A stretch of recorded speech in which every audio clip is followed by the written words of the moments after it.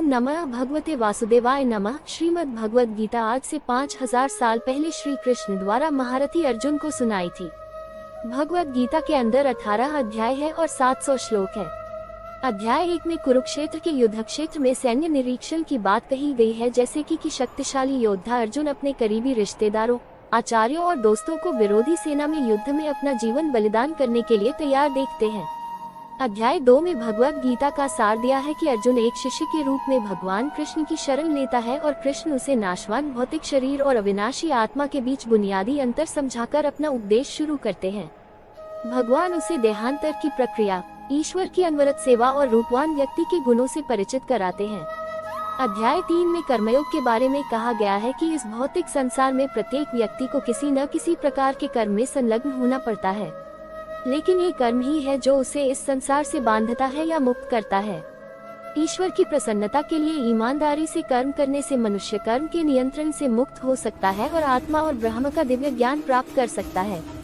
अध्याय 4 में दिव्य ज्ञान की बात हुई है कि आत्मा, ईश्वर और दोनों से संबंधित दिव्य ज्ञान पवित्र करने वाला और मोक्ष देने वाला है।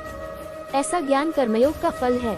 भगवान गीता का प्राचीन इतिहास, इस भौतिक संसार में स्वयं का पाठ करने का महत्व और गुरु के पास जाने की आवश्यकता का उपदेश। अध्याय 5 कृष्ण भावनायुक्त के बारे में है। उसमें एक बुद्धिमान व्यक्ति दिव्य ज्ञान की अग्नि से शुद्ध होकर बाहर से सभी कर्म करता है, लेकिन अंदर से वह कर्मों के फल का त्याग करके शांति, वैराग्य, धैर्य, आध्यात्मिक दृष्टि और आनंद प्राप्त करता है। अध्याय 6 में ध्यान योग के बारे में है, जिसमें अष्टांग योग मन और इंद्रियों को नियंत्रित करता है और ध्यान को ईश्वर पर केंद्रित करता है। इस अनुष्ठान की पूर्णता समाधि में होती है। अध्याय 7 में परमेश्वर के ज्ञान की बात कही गई है कि भगवान कृष्ण सभी कारणों के कारण परम सत्य हैं। महात्मा भक्ति पूर्वक भगवान कृष्ण की शरण में आते हैं, परंतु अपवित्र मनुष्य अपना मन अन्य पूजा की वस्तुओं में लगाता है। अध्याय 8 में भगवत प्राप्ति के बारे में बताया गया है कि जीवन भर और विशेष रूप से मृत्यु के समय भगवान कृष्ण को भक्ति पूर्वक याद करने से व्यक्ति परम धाम को प्राप्त कर सकता है।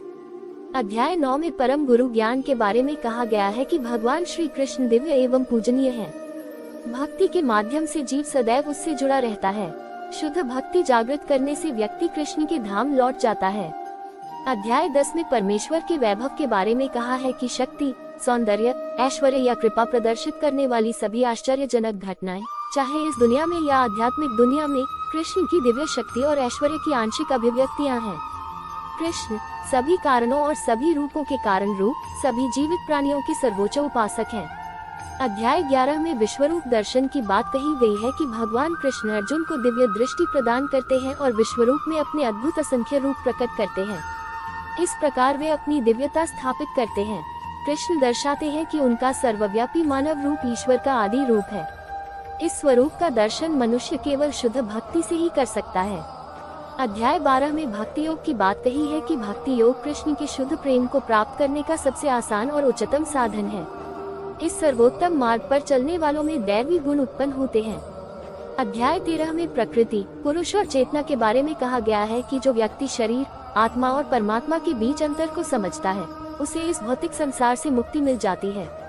अध्याय 14 में प्रकृति के 3 गुण के बारे में कहा है कि सभी देहधारी प्राणी भौतिक प्रकृति के 3 गुणों के अधीन है, सत्व गुण, रजगुण और तमोगुण। कृष्ण बताते हैं कि यह गुण क्या है, ये हम पर कैसे कार्य करता है और दैवीय स्थिति प्राप्त कर चुके मनुष्य की क्या विशेषताएं हैं। अध्याय 15 में पुरुषोत्तम योग के बारे में कहा गया है कि वैदिक ज्ञान का अंतिम लक्ष्य स्वयं को भौतिक संसार के बंधन से मुक्त करना और कृष्ण को भगवान के रूप में महसूस करना है। जो व्यक्ति कृष्ण के परम स्वरूप को समझ लेता है, वह उनकी शरण ले लेता है और उनकी भक्ति में लीन हो जाता है। अध्याय 16 देवी और आसुरी शक्तियों के बारे में है, जिसमें कहा है कि शास्त्रों के नियमों का पालन नहीं करके मनमानी जैसे जीवन व्यतीत करना और आसुरी गुण वाले मनुष्य अधम योनि प्राप्त करते हैं। अध्याय 17 में आस्था के विभाग की बात कही गई है कि भौतिक प्रकृति के 3 गुण 3 प्रकार के विश्वास को जन्म देते हैं। रजोगुण और तमोगुण में निष्ठा पूर्वक किए गए कर्मों का फल स्थायी होता है, जबकि सत्वगुण में शास्त्रोक्त रीति से किए गए कर्म हृदय को शुद्ध करते हैं। वे भगवान कृष्ण के प्रति शुद्ध आस्था और भक्ति उत्पन्न करते हैं। अध्याय 18 में उपसंहार त्याग की पूर्णाहुति के बारे में है कि भगवान कृष्ण वैराग्य का अर्थ और मानव चेतना और क्रिया पर प्रकृति के गुणों के प्रभाव की व्याख्या करते हैं। वे ब्रह्म प्राप्ति, भगवद गीता की महिमा और उसके परम रहस्य की व्याख्या करते हैं।